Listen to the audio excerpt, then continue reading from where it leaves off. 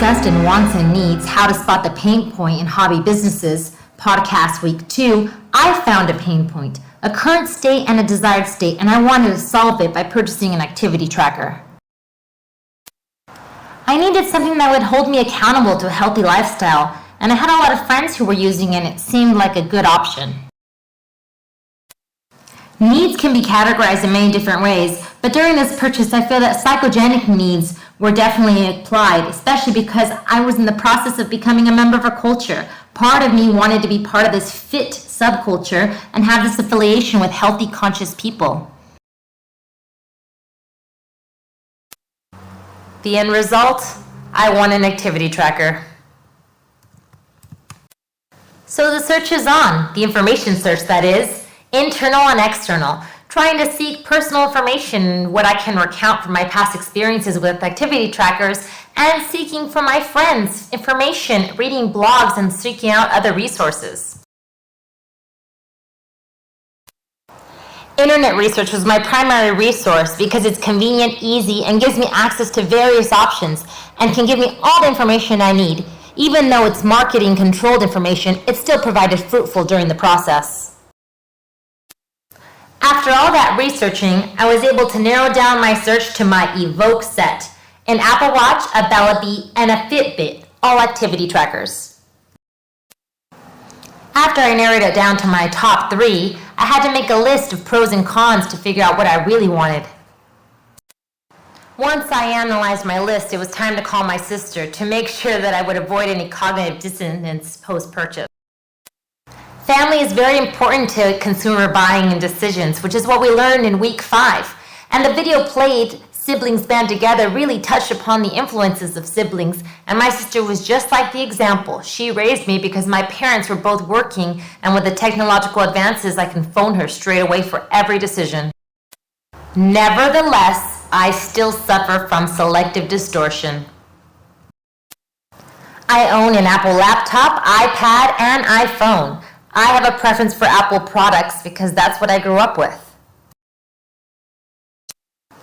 Thankfully, rational choice theory saves the day, which is discussed in the book in week 2 on influence and consumer behavior from 2010, in which we rank preferences and we choose goods that are utilized with maximization, just like the Apple. It's convenient and syncs to everything, so I can get much more out of it.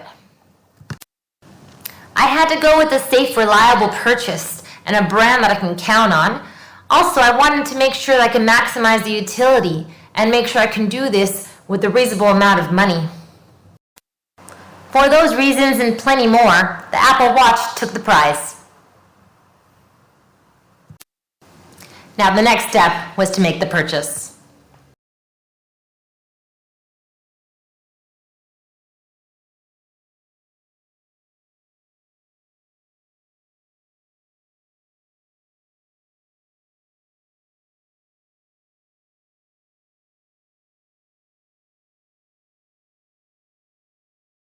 Created using Powtoon. The purchasing part, that's a big deal. How am I going to pay for this? Oh, I'm a Generation Y single female. So according to the expanded family, that means I'm financially stable or at least independent. And I can agree with that. I can actually go forward with this without having to think too much about the consequences. However, I wanted to physically go to the store and feel it, touch it, see it, and make sure that it was everything I expected it to be, that it was everything that I saw and researched online, and that if I had any last-minute questions or desires I can ask about accessories and anything additional, I can get that assistance when I'm physically at the Apple Store. So I walked in, checked the colors, figured out what I wanted, asked the last-minute detail questions that I really was a little, not sure about. And once that was all clear, I looked at the pricing, confirmed how much it was, went back home, went online, and actually found the color I wanted with the band that I preferred for about a little bit less, maybe $30 less than the actual store price, and that was enough for me to actually decide to go on with the online purchase. Because in my mind, it's the same thing, and an extra $30 means I get coffee for another few weeks. So my purchasing involved this route.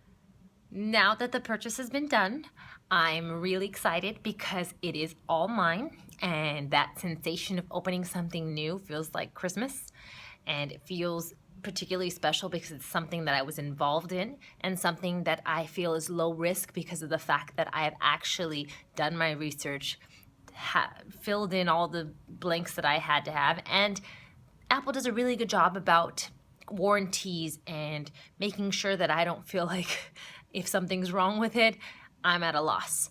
So this is what was important to me, and I'm really glad I purchased it, and it'll help me get into that fit zone, or at least make me feel like I am, because I'll have that accountability, and it'll be useful, and I can use it not only for the health features, but it also syncs to all my Apple stuff, so I can actually just use it for everything now, and it just feels like I'm completely connected, but in a good way.